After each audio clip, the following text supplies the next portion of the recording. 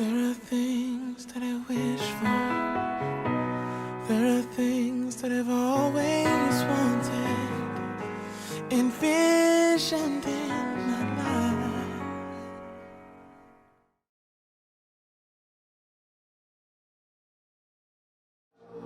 life. So this is Malky. Malky is a young woman actually from the Orthodox Jewish community.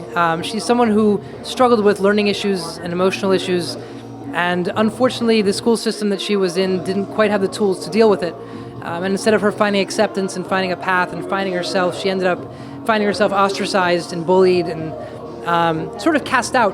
And eventually, unfortunately, those issues led to other issues, and she began to self-medicate using drugs and alcohol.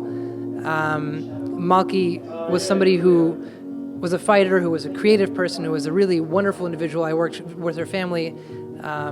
Her parents are amazing people. Malky, unfortunately, only a couple weeks ago, actually, overdosed and passed in her home. And when I had a chance to bring this art that we saw earlier to Los Angeles and talk about mental health awareness, I couldn't do that without bringing Malky's art as well. And her parents were kind enough to track down some of her art. We don't have all the originals, unfortunately. So some of these are photos of her art. But she was incredibly creative, had a lot of talent, incredibly expressive, and you can sort of see the inner struggle that, again, a lot of people have, that a lot of people struggle with, the pain, the wanting to be heard, the love that you don't know what to do with, the shame, the fear, I mean, 22, and she'd been struggling since she was a kid.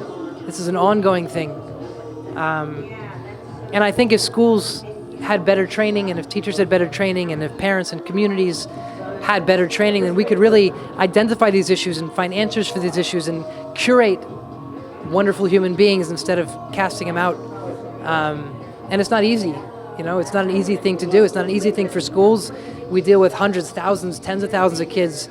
The home environment is not something you can control, so it's not a fault thing so much as it is a let's do something to change a thing.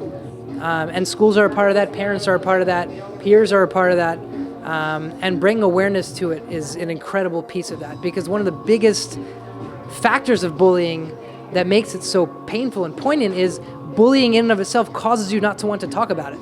So it's something that if you're sick, you go to a doctor and it's okay. Bullying you don't want to talk about. And bullying has become so pervasive in the sense that it's not just, someone walking up to you and pushing you down. Nowadays we have technology, so someone can go and snap a photo of you, it goes viral, you're on the internet. You don't have to be bigger or stronger than somebody else. You can stab in the back a million ways with technology. And so our kids are ending up in a place where there's fewer and fewer places to hide. When you have kids who have a photo snapped of them and they end up on the internet, the thing about the internet is that it's permanent. When you're on the internet, it's forever. And so there's this feeling of, it's too late, I'm screwed, this will never end. And there's a sense of permanence, which then translates into, I need to do something permanent about this because I'm done. And I think that's a very big contributor to the active suicides we're seeing that are a direct result of bullying. And then on top of it, there's the exposure that comes from that.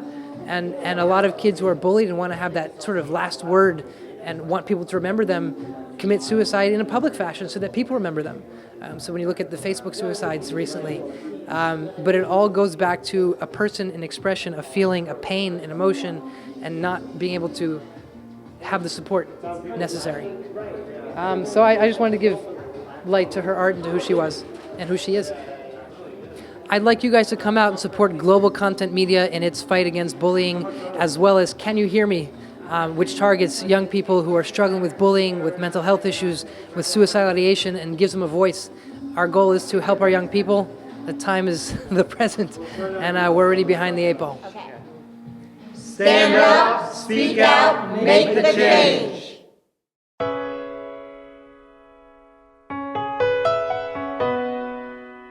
Magic.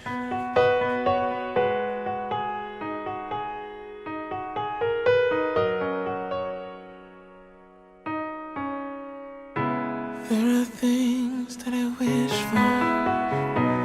There are things that I've always wanted, envisioned in